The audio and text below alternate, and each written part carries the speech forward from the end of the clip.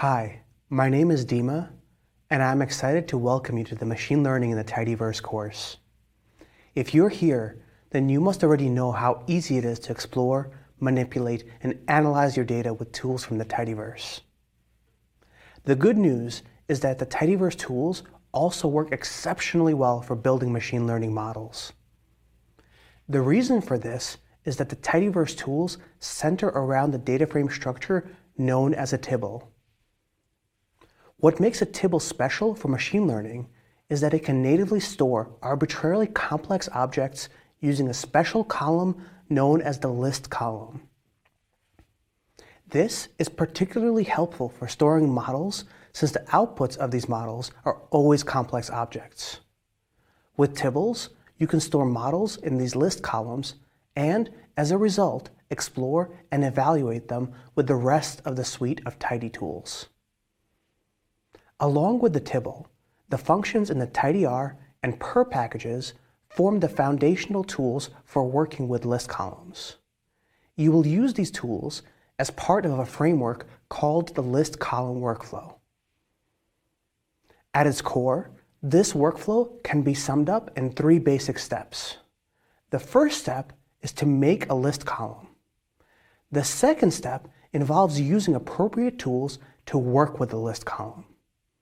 And the third and final step is to simplify the list column into a format that allows further exploration using the familiar Tidyverse tools. These three steps rely on the map family of functions from purrr and the nest and unnest functions from tidyr. To learn how to use the list column workflow, you will work with the Gapminder Dataset. Unlike previous courses that have used the Gapminder package, this course will use a more granular collection of Gapminder data adapted from the DS Labs package. This version contains observations for 77 countries across a time period of 52 years. Each observation has 6 informational elements associated with it. We will refer to these elements as features of these observations. In this video and the exercises that follow it, you will learn how to use the nest and unnest functions to manipulate the Gapminder data. Here is an excerpt of the Gapminder data colored by country.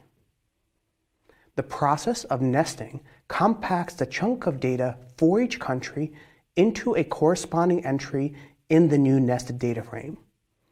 This is accomplished by the nest function. To nest the Gapminder data by country, you first need to use groupBy to group the data by country. Then use nest to create a series of nested data frames for each country. This process creates a new list column named data. Each element in this column contains the corresponding subset of data frames. Because the data column in the nested data frame is a list column, you can access it directly. This can be very helpful for exploring the data and prototyping your approach. For example, you can view the 4th list entry, the data for Austria, by specifying the data column and extracting the list with the double brackets. For the third step of the list column workflow, you need to simplify list columns. If the list column contains data frames, like in this example, you can simplify it using the unnest function. In this example, you can see how the nested data frames were simplified into a data frame with regular columns. Here, the column to unnest is specified as an argument in the unnest function. If no arguments are provided to unnest, it will by default attempt to unnest all list columns. Now, it's your turn to practice using these tools.